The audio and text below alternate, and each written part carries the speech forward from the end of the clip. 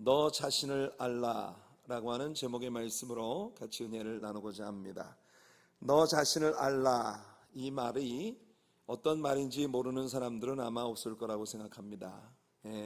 당시 소피스트들, 그 궤변을 늘어놓는 자기중심적인 궤변 철학자들을 향해서 다분히 냉소적인, 아주 sarcastic하고 시니컬한 그런 의미가 담긴 말로 Know thyself, 떠들지 말고 먼저 너 자신이 누군지 그것부터 살펴라 라고 하는 다분히 냉소적인 그런 소크라테스의 언어를 빌리고 있는 것이 아닙니다. 오늘 우리가 읽은 이 본문 말씀에 보면 하나님께서 아주 진지하고 다정하게, 아주 따뜻하게 여러분들이 영원히 하나님의 축복을 받는 백성들이 될 수 있는 삶의 비결로서 이 말씀을 가르쳐주고 계신 것입니다. 끊임없이 너 자신이 누구인지를 생각해라. 너 자신이 누구인지를 바르게 알아라. 하나님이 없으면 아무것도 아니고, 하나님이 없으면 어떤 선한 일도 이룰 수 없는, 하나님의 도우심이 절대로 필요한 존재로서의 자신을 발견하라고 하시는 우리 하나님의 말씀이 오늘 본문 가운데 담겨 있는 것입니다. 하나님은 이스라엘의 신세대들에게 이제 그들이 가나안 땅으로 약진해 들어가는 마당에 절대로 지난 그들의 조상들의 삶들, 그 지난 이스라엘의 과거의 문제들을 잊어버리지 않기를 바라시고 계십니다. 그들의 과거는 그다지 좋지 못했습니다. 부끄러운 과거로 점철된 것이었죠. 언제나 배역하고 반역하고 하나님 말씀에 순종치 아니하다가 광야에서 하나님께서 주시는 이런저런 많은 시련에 부딪히고 넘어지면서 결국 가데스 바네아에서 애굽으로부터 나온 지 1년 반여 만에 약속의 땅으로 바로 들어갈 수 있는 절호의 기회를 믿음 없음 때문에 놓치고 38년 반이라는 남아있는 40년의 자녀 기간들을 광야에서 방황하고 헤매다가 결국 광야에서 모두 죽음을 당하게 되었던 그들의 지난 세대들처럼 살지 않기를 하나님은 이 신명기를 선포받는 광야 생활의 이스라엘 백성들의 신세대들에게 말씀하고 계신 것입니다. 하나님의 이 마음은 오늘 우리들을 동일하게 향하고 계시다고 하는 것을 여러분들 믿으시기를 바랍니다. 여러분 기억하세요. 우리가 하나님의 은혜를 입고 구원받은 하나님의 자녀가 된 것은 우리들이 다른 사람들보다 선하거나 혹은 훌륭하거나 탁월하거나 다른 사람들보다 더 의롭기 때문에 우리가 선택되고 구원받은 것이 아니라는 것입니다. 오직 하나님의 신실하심 때문에 하나님께서 우리를 선택하시고 구원하시고 하나님의 자녀 삼으셔서 하나님의 사랑교회라고 하는 이 아름다운 교회의 구성원이 되어 하나님을 섬길 수 있는 그런 축복 가운데 우리를 두셨다는 것입니다. 하나님께서는 이스라엘 백성들이 가나안 땅에 들어가기 전에 그들 자신의 진상이 어떤 것인지를 확인시켜 주시고 계시는데요, 그 이유는 그들이 가나안 땅에 들어가서 하나님께서 주신 승리를 얻고 난 후에 교만에 빠지지 않기 위해서였습니다. 오늘 9장 1절과 2절 말씀 보시면 그들이 가나안 땅에 들어갔을 때 가나안 땅에서 그들이 어떤 상황을 맞닥뜨리게 될 것인지 하나님이 말씀하십니다. 그들은 아낙 자손들을 만나게 될 것입니다.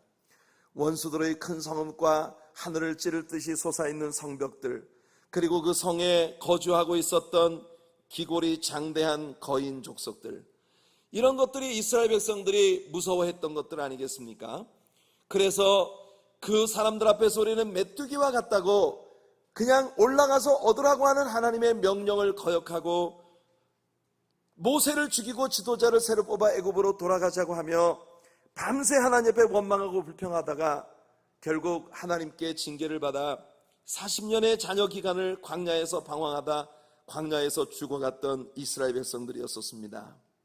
성도 여러분, 내 앞에 서 있는 환경이 아무리 어려워도, 내 앞에 버티고 내 앞을 가로막고 있는 모든 장벽들이 아무리 거대하다 하더라도 기억하십시오. 말틴 루터가 말한 것처럼 하나님과 함께하는 자가 다수를 가진 자입니다. 하나님과 함께하는 사람이 majority라고 말틴 루터는 선포했습니다. 오늘 같은 시대에 하나님을 모시고 믿는 신자로 살아간다는 것은 기꺼이 이 세상의 마이너리티가 되기로 작정하는 일입니다. 진실로 하나님을 믿고 신앙하는 사람들을 찾는 것은 참으로 희귀한 일이 되어가고 있는 세상이니까요. 여러분, 지난 밤에도 오늘 아침 눈을 뜨니 밤사이에 핸드폰에 들어온 브레이킹 뉴스가 있었습니다. 여러분들 모두가 보셨겠지만 플로리다의 올랜도의 나이트클럽에서 게이들이 모이는 그 게이바에서 새벽 2시에 총격 사고가 났습니다. 아침 일부 예배를 드릴 때까지 사망자가 20여 명, 그리고 부상자가 약 47명 정도 된다고 나왔었는데 2부 예배를 들으러 오기 직전에 뉴스에 올라온 걸 보니까 사망자가 50명, 그리고 여전히 시리어스하게 부상을 입은 사람들이 57명이 병원에서 치료를 받고 있다고 리포트가 되고 있는 것을 보았습니다. 범인은 아프간 아메리칸입니다. 이 사람이 IS와 모종의 연관 관계가 있을 것이라는 추측을 하고 있는 모양인데요. 그래서 미국 내에서 발생한 소위 외로운 늑대라고 일컬어지는 IS와 연관된 개별적인 테러 사건이었을 것이라고 그렇게 결론 지어져 가는 것 같습니다. 같은 날 우리의 조국 대한민국, 한국인들의 심장과도 같은 광화문 앞 시청 앞 광장에서 퀴어 축제라고 하는 동성 연애자들의 대축제가 열렸습니다. 온 세계에서 몰려드는 동성 연애를 하는 게이들이 온갖 부끄럽고 추악한 그런 일들을 공개적으로 행사하는 행사가 열리고, 그리고 한쪽 끝에서 경찰의 진압을 받으며 초라하게 이와 같은 죄악을 하나님 앞에 저지르지 말아야 한다고 외치는 기독교인들의 시위자들의 모습이 신문에 또는 인터넷에 오른 것을 우리는 보았습니다. 세상은 어디로 가고 있는 것일까요? 오늘 같은 날 하나님의 진리의 말씀을 외치며 하나님의 편이 되어 하나님의 백성으로 살아가야 된다고 외치는 것은 기꺼이 마이너리티가 되기로 결정하는 사람들이 아니면 불가능한 일처럼 보입니다. 그러나 말틴 루터가 말한 것처럼 하나님이 함께하는 자가 머저리티입니다. 하나님께서는 이스라엘 백성들에게 분명히 선포하십니다. 너희 조상들이 보고 질려서 겁이 나서 들어가기를 거부했던 그 안악자손들을 너희들이 만날 것이지만, 그러나 그 안악자손들을 내가 너희들의 손에 붙일 것이다. 오늘 본문 앞에 있는 2절과 3절 말씀 보면 하나님 말씀하십니다. 크고 많은 백성은 내가 아는 안악자손이라. 그에 대한 말을 내가 들었나니 이르기를 누가 안악자손을 능히 당하리요 하거니와 오늘 너는 알라. 내 하나님 여호와께서 맹렬한 불과 같이 내 앞에 나아가신 즉 여호와께서 그들을 멸하사 내 앞에 엎드러지게 하시리니 여호와께서 내게 말씀하신 것 같이 너는 그들을 쫓아내며 속히 멸할 것이라. 보십시오. 결국은 이스라엘 백성들이 가나안 족속들과 싸워야 합니다. 그러나 그 가나안 족속들을 그들 앞에 신속히 쫓아내고 멸절시킬 수 있도록 하나님께서 그들의 앞장서 가시면서 싸워주시겠다고 선포하고 계신 것입니다. 맹렬한 불과 같이 consuming fire, 모든 것들을 불태우는 맹렬한 불길처럼 하나님께서 그들 앞에 앞장서 가시겠다고 선포하고 계신 것입니다. 성도 여러분, 오늘 여러분들이 어떤 상황을 만났든 여러분들 앞에 어떤 종류의 장벽들이 버티고 서 있든 하나님이 여러분과 함께 하시면 맹렬한 불과 같이 앞장서 가시는 하나님께서 여러분들에게 승리를 주실 것을 믿습니다. 이스라엘 백성들이 할 수 있는 일은 뭐죠? 다만 겸손한 마음으로 하나님 뒤만 똑바로 따라가기만 하면 되는 것이에요. 하나님 뒤만 졸졸졸 따라가면서 하나님께서 혼내주신 백성들을 멸절시키고 그 땅을 차지하기만 하면 되는 것입니다. 이것이 하나님의 자녀로서 우리가 해야 할 일이라는 것입니다. 여러분의 가정, 여러분들의 개인적인 삶에서도 마찬가지로 늘 하나님과 동행하시길 바랍니다. 하나님이 앞장서 가시도록 그의 뒤를 따르는 여러분들 되시기를 축복합니다.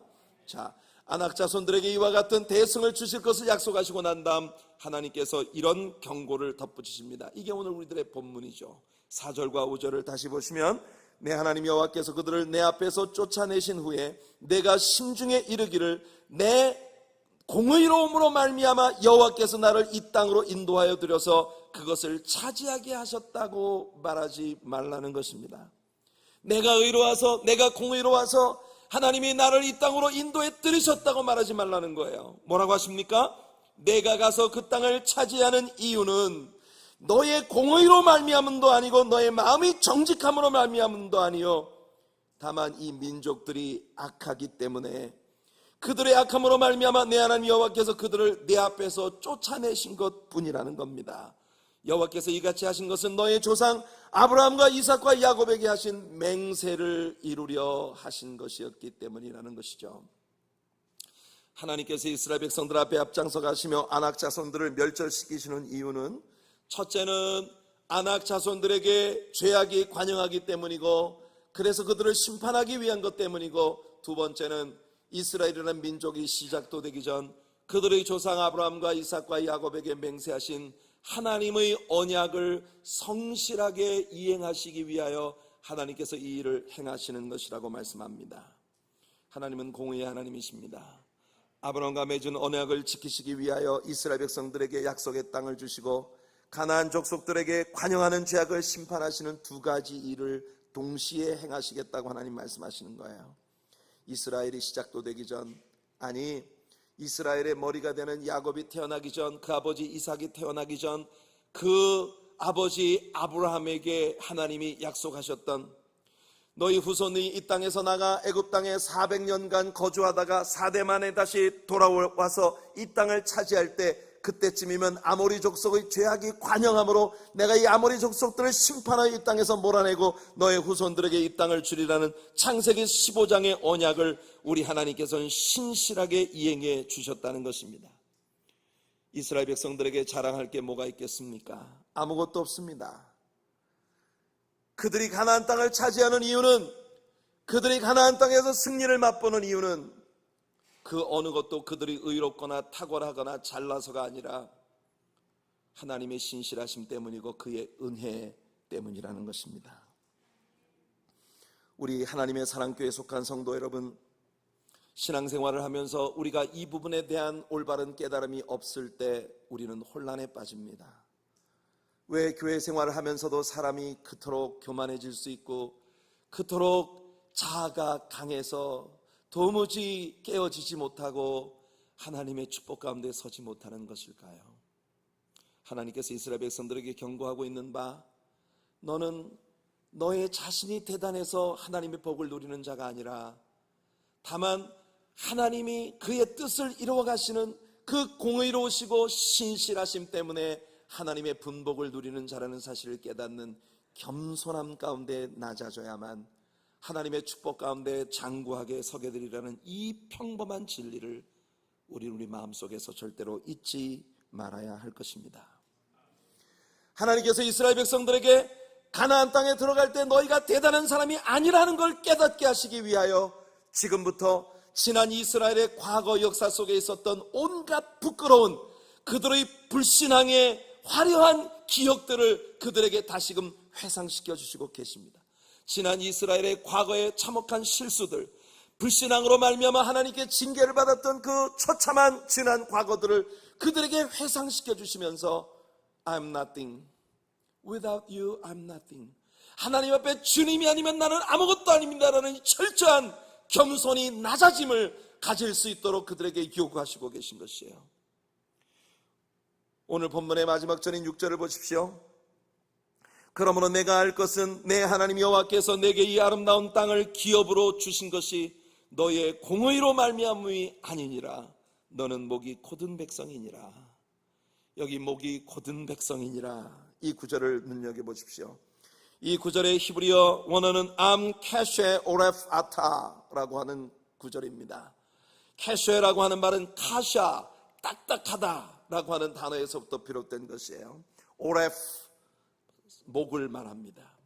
stiff neck, 영어 성경 보면 그렇게 번역이 되어 있어요. 목이 딱딱한 사람들, 목이 딱딱한 사람들. 원래 이 캐쉐 오레프 아타라고 하는 이 구절은 짐승들에게 쓰여지던 말이었습니다. 소나 말이 그것들을 조련하는 사람에게 순종하지 아니하고 고집을 부리면서 뻗대고 지 멋대로 뛰어다니는 야생마와 같은 그런 기질을 가진 그런 짐승들에게 붙여지던 말입니다. stiff neck, 완고하고 교만하기 짝이 없는 이런 짐승. 그런데 성경에는 이 단어가, 이 구절이 하나님의 백성들의 불순종을 나타내는데 여러 차례 사용이 되었습니다. 출애굽기에서 4번, 신명기에서 3번, 이스라엘 백성들의 교만을 나타내는 구절로 이 구절이 사용이 되었고요. 신약 성경에서 스데반 집사가 이스라엘 백성들의 교만을 나타내는 그런 그의 설교에서 이 말을 사용했습니다. 솔로몬은 우리들에게 이렇게 경고하고 있습니다.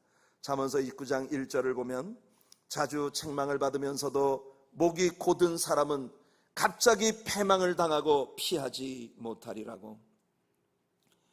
하나님은 참 오래 참으시는 분이십니다. 자주 책망을 하시고 기다려 주시죠. 그런데도 끝끝내 목이 곧아서 자기 하고 싶은 대로 행하는 사람은 어느 날 하나님의 인내가 끝나는 순간, 하나님의 기다리심이 끝나는 순간 갑자기 패망을 당하게 된다고 솔로몬은 경고하고 있는 것입니다. 때때로 우리는 하나님의 진노가 왜 이렇게도 늦은가 생각할 때가 있습니다. 왜 하나님께서는 저렇게 참혹한 죄악 가운데 있는 사람들을 심판하지 않으시지? 왜 참혹한 죄악이 이 땅에 난무하도록 하나님은 그렇게 오랫동안 참고 계시는 것이지? 그러나 하나님의 인내가 끝나는 순간이 옵니다. 하나님의 분노가 폭발하는 시간이 옵니다. 여러분 기억하시죠? 창세기 6장에서 하나님의 신이 사람과 영원히 함께하는 것이 아니다. 그 구절이 무슨 뜻이라고 했습니까? My spirit shall not strive always with man. 나의 영이 사람과 항상 씨름을 하는 것은 아니다. 씨름한다는 게 뭡니까? 회개해라, 제발 무너져라, 깨어져라, 부서져라. 하나님께서 성령님을 보내주셔서 사람들과 계속 씨름을 하는 거예요. 주변 환경들을 통하여 이런저런 일들을 통하여 계속 하나님이 오래 참고 계시다고 하는 것을 일깨워주는 것입니다. 그러나 그 하나님께서 영원히 사람과 씨름하시는 것은 아니라는 겁니다. 어느 순간 하나님의 인내가 끝날 때 하늘에서 비가 쏟아지고 땅에서 물이 솟아오르며 40주야를 온 땅이 물에 잠기는 대홍수로 심판하시는 하나님의 분노의 폭발의 순간이 온다는 것이죠. 목이 곧은 이스라엘 백성들의 부끄러운 과거를 하나님은 다시금 들추어 그 후손들에게 경고를 주고자 하십니다. 7절부터 21절까지 나오는 말씀 보면 출애굽기 32장에서 우리가 배웠던 바 이 신의 산으로 하나님의 언약을 받기 위해 올라간 모세를 기다리는 동안에 이스라엘 백성들이 행했던 불행한 역사를 되짚어 주시는 것이에요. 하나님이 친히 그 손으로 십계명을 새겨 모세에게 들려주시는 동안 이스라엘 백성들은 아직 그 십계명의 반포도 받기 전에 벌써 십계명을 깨뜨리고 우상을 만들고 있었습니다. 모세는 40주야를 금식하며 이스라엘을 위하여 하나님께 중보하고 있었는데 이스라엘 백성들은 잔치를 벌이고 먹고 마시고 음란하게 떠들며 우상을 숭배하고 있었던 것입니다. 모세가 패스팅, 금식하는 동안 이스라엘 백성들은 피스팅, 축제를 벌이고 있었던 것이에요. 결국 모세는 하나님이 새겨주신 십계명의 두 돌판을 던져버렸습니다. 이 돌판이 깨어진 것은 하나님과의 언약이 깨어졌다는 것을 의미하죠. 분노한 모세는 백성들이 만드는 그 금송아지를 가루내어 시냇물에 뿌리고 그 물을 이스라엘 백성들에게 마시라고 했습니다. 이 일 이외에도 이어지는 말씀들을 보면 22절에 하나님께서 하나님을 시험하거나 원망하거나 탐욕을 부리다가 망신을 당했던 이스라엘의 치욕스러운 흑역사를 하나하나 낱낱이 들춰내고 계십니다. 22절에 보니까 너희가 다베라와 마사와 기브롯 핫다와에서도 여호와를 경노하게 하였느니라. 다베라에서는 하나님 앞에 불평하고 원망하다가 하나님께서 이스라엘 캠프에 불을 붙이셔서 캠프의 일부분이 소실되었던 부끄러운 역사가 있는 것입니다.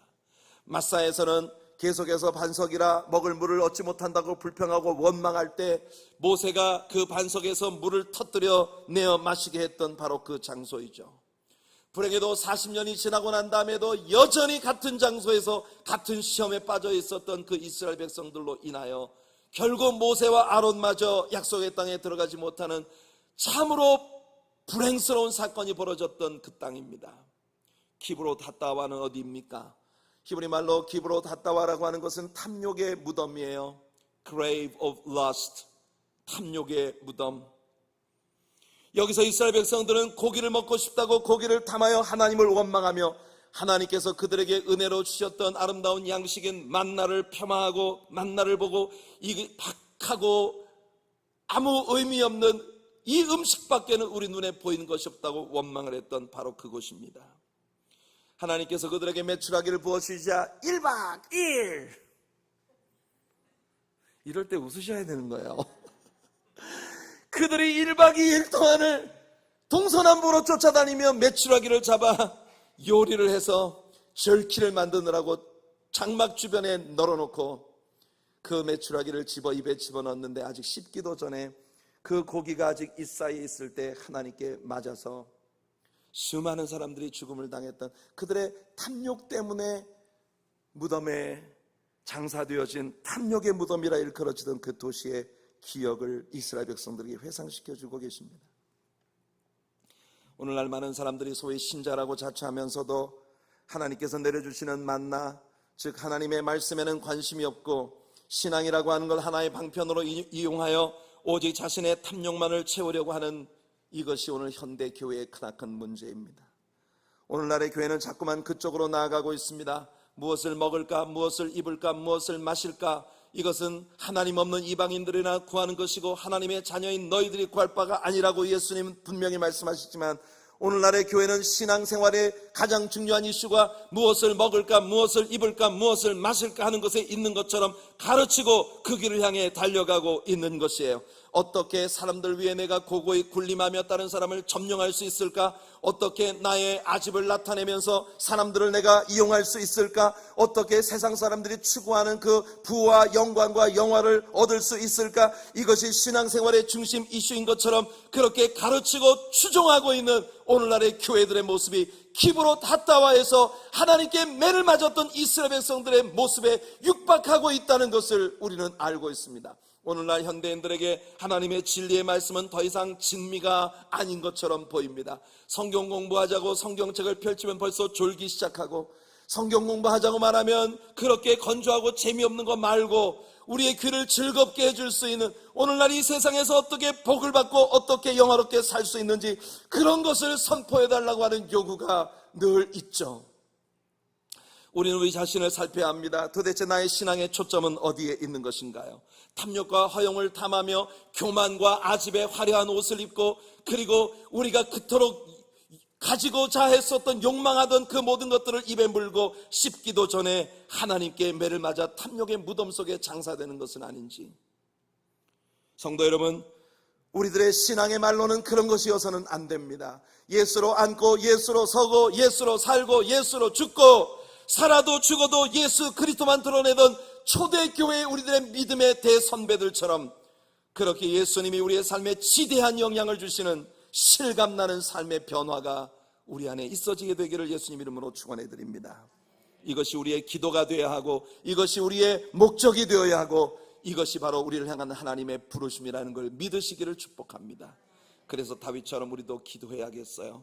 시편 139편에서 다윗이 기도합니다. 하나님이여 나를 살피사 나의 마음을 아시고 나를 시험하사 내 뜻을 아옵소서. 내게 무슨 악한 행위가 있나 보시고 나를 영원한 길로 인도하소서. 처절하게 다윗은 하나님께 기도합니다. 하나님, 나도 내 자신을 모르겠습니다. 내 속에 뭐가 숨어 있는지 나도 모르겠습니다. 나는 내 자신이 두렵습니다. 그러니 하나님, 불꽃 같은 눈으로 나를 감찰하셔서 나의 배부를 살피시고 나의 내면에 무엇이 숨어 있는지 살피셔서 그것을 드러내시고 나를 영원한 길로 인도하여 주시옵소서. 하나님은 살아계신 분이십니다. 하나님은 보시는 분이시고 말하시는 분이시고 손을 내밀어 일하시는 분이십니다. 사람들이 왜 우상을 섬기는지 압니까? 우상은 눈이 멀었기 때문입니다. 탐욕에 젖은 사람은 우상을 좋아합니다. 언제나 우상은 자기에게 복을 주는 상징물이기 때문이죠. 경건한 척만 하면, 그냥 우상이 눈 멀었기 때문에 우상에게 많은 돈만 갖다 바치면 우상은 다만 우리를 축복한다고 희죽거리고 웃고 바라보는 그런 얼굴로 있죠.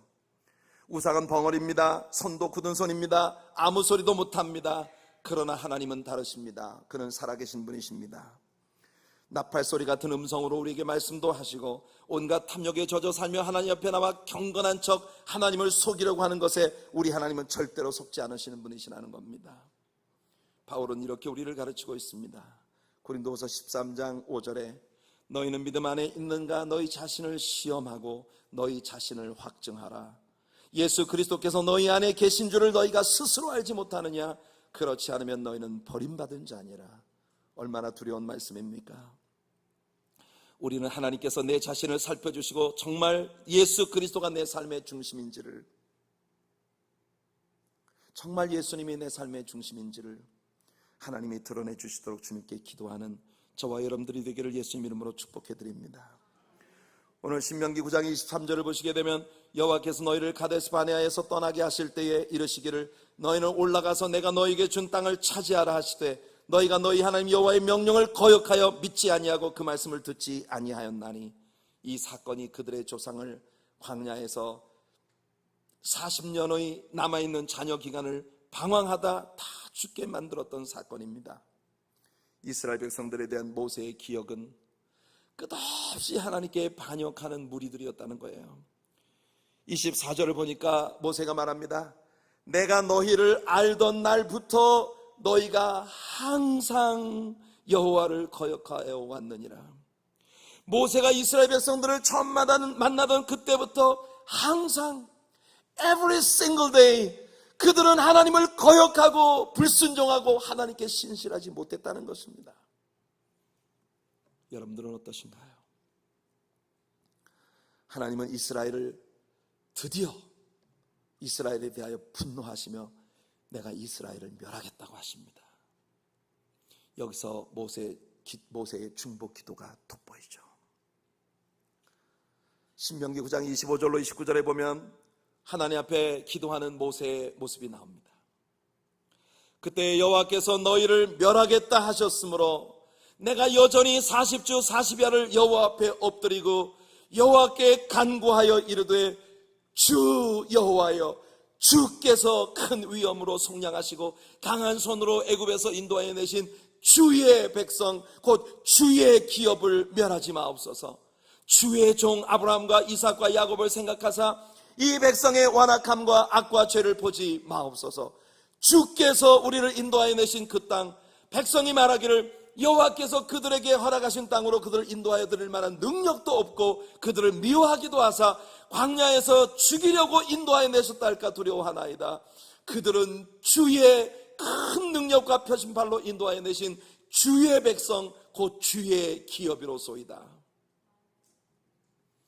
여기 26절부터 29절까지 나와 있는 4절에 걸친 모세의 기도에서 무슨 단어가 계속 반복되었는지 제가 힘주어 읽은 그 말씀들을 통해 여러분들 보셨을 겁니다. 여기 4절 안에서 주라는 단어가 9차례 반복되고 있는 것을 봅니다. 이것이 모세의 지혜이고 모세의 절박함입니다. 모세는 이 백성이 주님의 백성이라는 것을 하나님 앞에 강조하고 있는 것이에요. 왜 모세가 이렇게 기도했는지 아십니까? 모세가 왜 이렇게 하나님 앞에 부르짖으면 됐는지 아시나요? 12절 말씀을 보시면 모세가 하나님 앞에 이렇게 기도해야 됐던 이유가 나옵니다. 그 이유는 바로 하나님께서 모세에게 벌써 이렇게 선포하셨기 때문이에요. 12절을 보면 내게 이르시되 일어나 여기서 속히 내려가라. 내가 애굽에서 인도하여 낸 내 백성이 스스로 부패하여 내가 그들에게 명령한 도를 속히 떠나 자기를 위하여 우상을 부어 만들었느니라. 이스라엘 백성들은 모세가 40일이나 걸려도 내려오지 않는다는 것 때문에 모세를 배신했습니다. 그런데 그 40일이 뭐한 시간이었습니까? 그 백성들을 멸망시키겠다는 하나님의 분노를 잠재우기 위하여 하나님 앞에 부르짖고 애곡했던 기도의 시간이었습니다. 자기 종족들을 살려달라고 40주야를 하나님 앞에 기도하고 있었던 모세를 배신하고 그들은 가지고 있었던 모든 금고리들을 빼어 그것으로 금송아지를 만들어 음란하게 숭배하고 있었던 것입니다.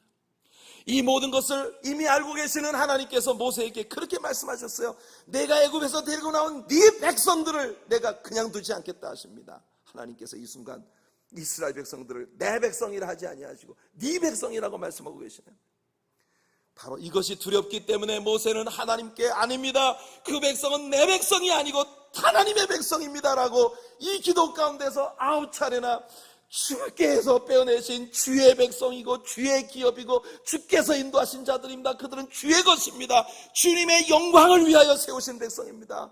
그러니까 이 순간 하나님께서는 모세 보고 야, 그 백성들은 네 백성이야.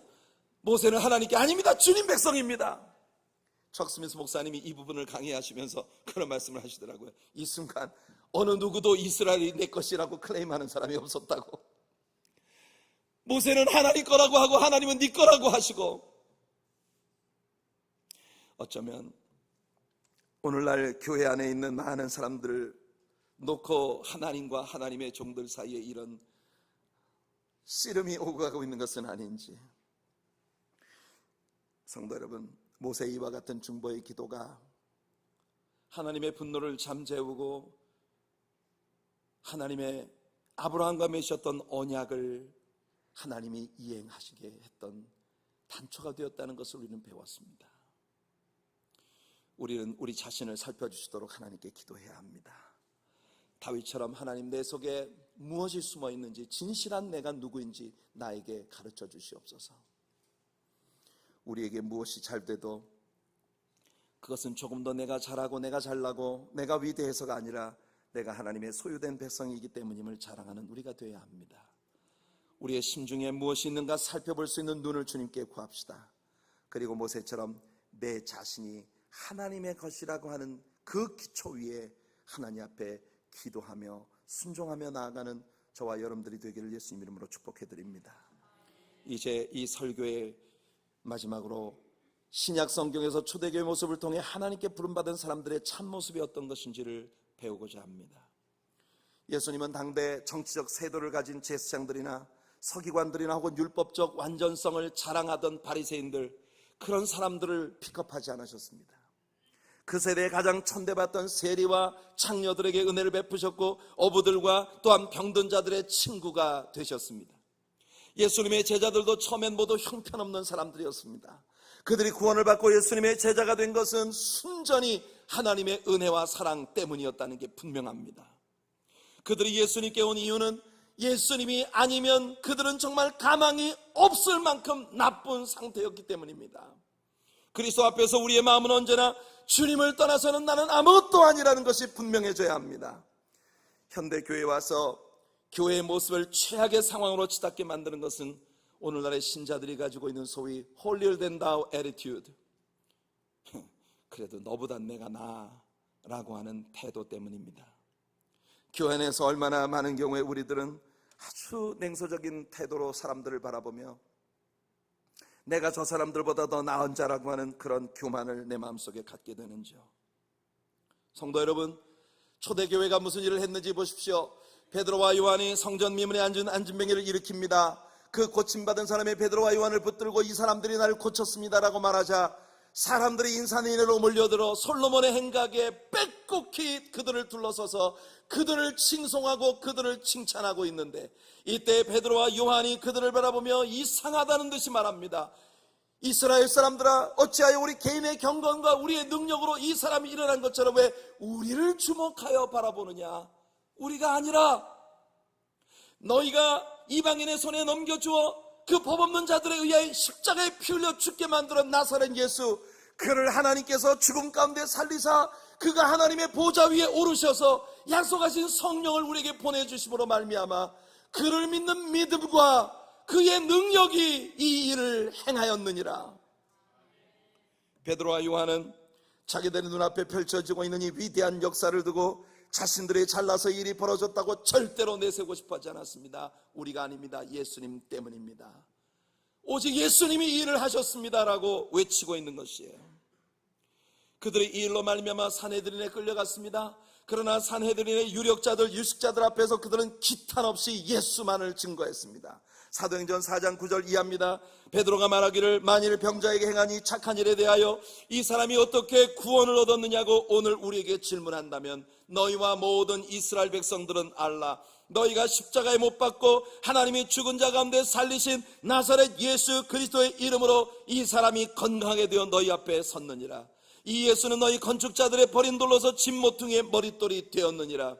다른 이로서는 구원받을 수 없나니 천하 사람 중에 구원받을 만한 다른 이름을 우리에게 주신 일이 없음이라 하였더라. 공회원들이 이 사람들을 무식한 사람들이라고 생각하고 겁이나 주어서 내보내면 다시는 직소리 못할 거라고 생각했는데 웬일입니까? 기탄 없이 유창하게 예수 그리스도를 변호하고 변증하고 있는 그들의 모습을 보며 깜짝 놀랐습니다. 예수 믿는 사람들은 원래 세상을 깜짝깜짝 놀라게 하는 사람들이에요. 그게 예수 믿는 사람들의 매력입니다. 우리 하나님의 사랑교회는 뉴욕과 뉴저지의 한인 커뮤니티를 깜짝 놀라게 하는 교회가 될 줄로 믿습니다. 여러분, 그들 자신으로서는 도저히 상상조차 할 수 없는 위대한 일들을 그들 속에 계신 예수 그리스도의 능력으로 행하는 것이 기독교인들의 매력이기 때문인 것이에요. 이 공회원들은 당황해서 사도들 잠깐 밖에 나가 있으라 하고 자기들끼리 모의를 합니다. 자, 이 사람들의 행한 일은 벌써 예루살렘에 다 퍼졌지 않습니까? 뿐만 아니라 성전 미문에 앉았던 안진뱅이는 우리가 매일처럼 봐오던 예루살렘에 사는 사람이라면 모르는 사람이 없는 자입니다. 그런데 그가 지금 일어나서 우리 눈앞에 걷고 있지 않습니까? 이것은 부정할 수 없는 일입니다. 부인할 수 없으면 인정하면 됩니다. So easy. 부정할 수 없는 걸 끝까지 부정하려고 하니까 문제가 점점 더 심화되어지는 것이에요. 얼마나 많은 때 우리들이 문제를 심화시키고 있는지 몰라요.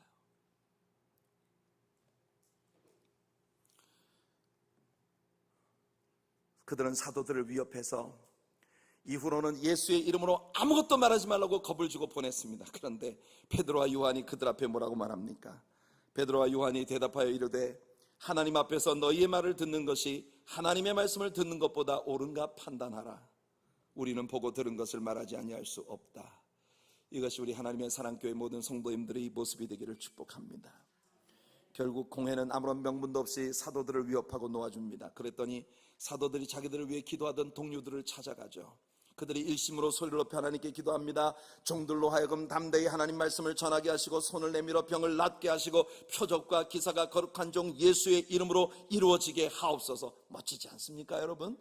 이것이 우리 하나님의 사랑교회의 모습이 될 수 있기를 바랍니다. 우리의 마음속에 있는 생각은 오직 하나, 우리들로 하여금 담대히 하나님 말씀이 전파되고 손을 내밀어 병을 낫게 하고 표적과 기사가 거룩한 종 예수의 이름으로 이루어지는 것, 여기에 모든 것을 올인하는 우리 교회가 되기를 축복합니다. 나머지는 하나님이 다 책임져 주실 거예요. 이어서 사도들은 더욱 큰 권능으로 주 예수 그리스도의 부활을 증거했다고 성경이 리포트하고 있습니다. 이게 초대교회의 능력이에요. 이게 초대교회의 권위예요. 권위는 사람이 세우는 것이 아니라 그들이 가지고 있는 믿음이 세우는 것입니다. 그들이 자랑할 수 있는 건 오직 하나, 자신들이 못난 사람들이라는 것뿐이죠. 우리는 어부에 불과합니다. 이렇게 초라하기 그지없는 사람들입니다. 그러나 나사렛 예수 그리스도의 이름이 우리를 이와 같이 변화시켰습니다. 이것이 우리들의 간증일 수 있기를 바랍니다. 산헤드린 공회가 그들을 또 끌어다가 없이 하려고 합니다. 이때 가말리엘이 일어나 조심하라고 경고하고 또다시 사도들을 위협하고 놓아줍니다. 제가 성경 가운데 가장 사랑하는 성경 구절 중에 하나가 여기에 나옵니다. 사도들은 그 이름을 위하여 능력받는 일에 합당한 자로 여기심을 기뻐하면서 교회 앞을, 공회 앞을 떠나가니라. 그들이 날마다 성전에 있든지 집에 있든지 예수는 그리스도라고 가르치기와 전도하기를 그치지 아니하니라. 고난을 주었더니 예수 이름으로 고난받는 자로 여겨주신 것 감사합니다 하는 이 사람들을 누가 당할 수 있겠습니까? 이것이 그리스도의 교회입니다. 너 자신을 알아라. 네가 위대하고 네가 잘난 것이 아니야. 너에게 끊임없는 은혜를 베풀어주고 약속을 성실히 이행하시는 하나님이 위대하신 것이야. 다만 겸손히 그분의 뒤를 따르는 백성들이 되어라. 그것이 가나안 땅에서 너희들이 장구하게 하나님의 복을 누리는 비결이 될 것이다. 성도 여러분, 오늘 이 아침에 하나님의 말씀을 함께 나눈 여러분들 모두에게 하나님께서 이와 같은 믿음을 주시기를 바랍니다. 우리 자신을 아는 사람들이 됩시다. 우리가 의롭거나 우리가 대단한 탁월함을 가진 사람들이어서 하나님 우리를 쓰시는 게 아닙니다. 다만 하나님의 성실하심과 그의 인자와 은혜 때문에, 그리고 우리를 향하여 신실하신 하나님의 사랑 때문에 그는 우리를 들어 쓰시는 것입니다. 기도하십시다.